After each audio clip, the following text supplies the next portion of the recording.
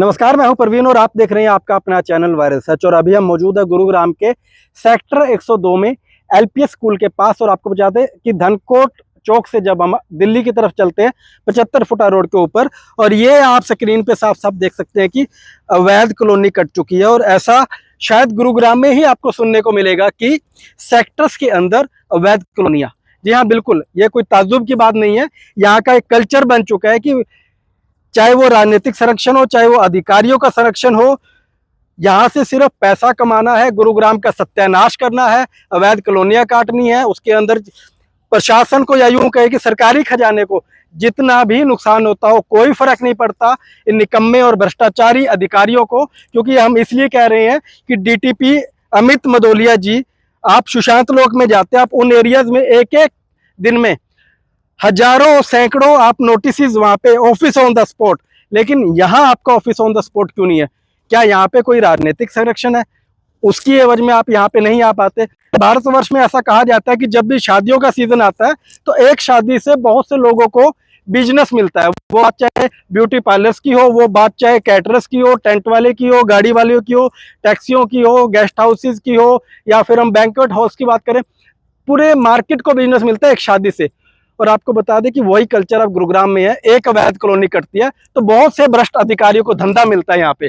जी हाँ, बिल्कुल, यहाँ पे अवैध रूप से सीवरेज है, उनको ना काटे उसके पैसे दिए जाएंगे। यहाँ पे अवैध रूप से बिजली के पोल लग गए हैं, उनको ना काटा जाए उसके पैसे मिलेंगे। जब यहाँ पे आप मकान बनाने लगेंगे, नींव रखेंगे, तब पैसे मिलेंगे। जब एक लेंटर डलेगा तब पैसे मिलेंगे। न जाने किन किन अधिकारियों का धंधा इन अवैध कॉलोनियों से चल रहा है।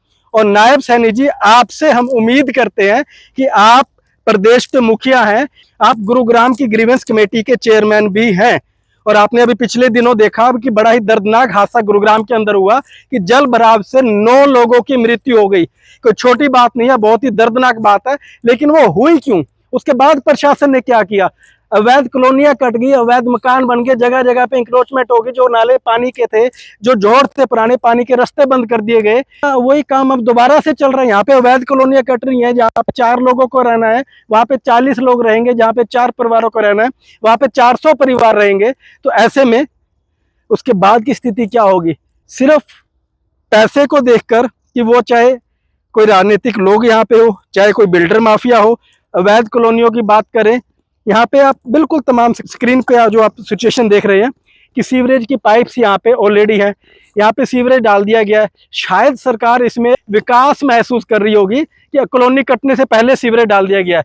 हालांकि उन्हें खुद मालूम है कि ये सीवरेज बिल्डर्स ने डाला है, और कल को इसी को लेके टेंडर पास होगा और सरकारी सीवर इसको दिखा दिया जाएगा, जनाब इसका भी पैसा खाया जाएगा। अब आपको बता दें कि एक अवैध कॉलोनी कटने से कितने अधिकारियों को यहाँ पे पैसा मिलता है, इसकी जांच कौन करेगा? एंटी करप्शन ब्यूरो बहुत ही मुस्तैदी से पूरे हरियाणा के अंदर काम कर रहा है। जनाब गुरुग्राम में काम क्यों नहीं हो पा रहा? सिचुएशन हम आपको दिखा रहे हैं, और आप यहाँ पे स्क्रीन के ऊपर बिल्कुल आपको लोकेशन भी हम बता रहे हैं कि सेक्टर 102 में अवैध कॉलोनियां कट गई हैं, प्लॉटिंग यहाँ पे हो चुकी है, मकान बनने जा रहे हैं, नींव यहाँ पे भर दी गई है। किस चीज का इंतजार है?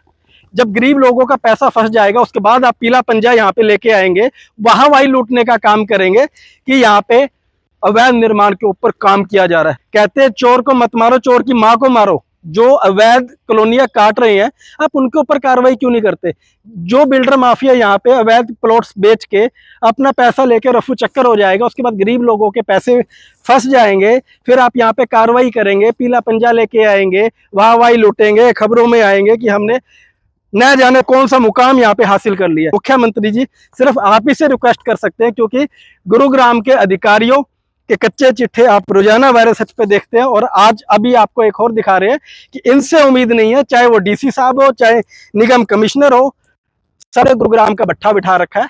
सिर्फ फाइलों में काम होता है, ग्राउंड पे कितना काम होता है वो सभी यहाँ पे जनता देख रही है। लेकिन उसके बावजूद अवैध कॉलोनियों का विकास हो रहा है। सड़कें बनाने के लिए यहाँ पे सरकार के पास टाइम नहीं है। अवैध कॉलोनियां किसके लोग काट रहे हैं इसकी जांच करने का भी टाइम नहीं है। तो सरकार को करना क्या है, अधिकारियों को करना क्या है? किस चीज की सैलरी ले रहे हैं? क्योंकि वो सैलरी इसलिए पॉइंट आउट की जा रही है क्योंकि वो गुरुग्राम के जनता के पैसे है।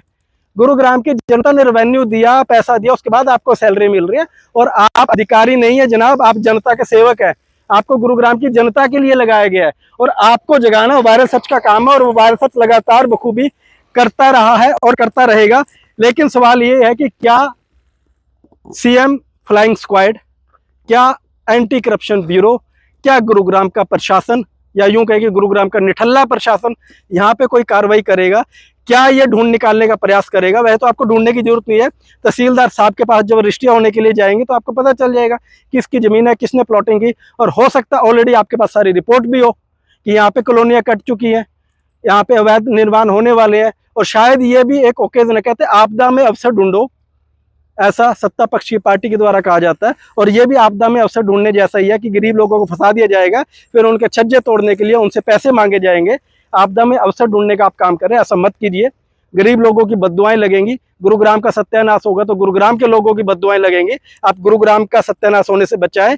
अवैध कॉलोनियों पे जो यहाँ पे लगाम हो सकती है, लगाम कसी जा सकती है, वो कसे। सिर्फ पोश एरिया में जाके नोटिस देने से गुरुग्राम का इतना भला होने वाला नहीं है जितना यहाँ पे भला होगा। डीटीपी साहब अमित मुदोलिया जी, डीटीपी साहब आरएस भाट जी, आप लगातार कार्रवाइयाँ कर रहे हैं, लेकिन ये अनछुई क्यों है?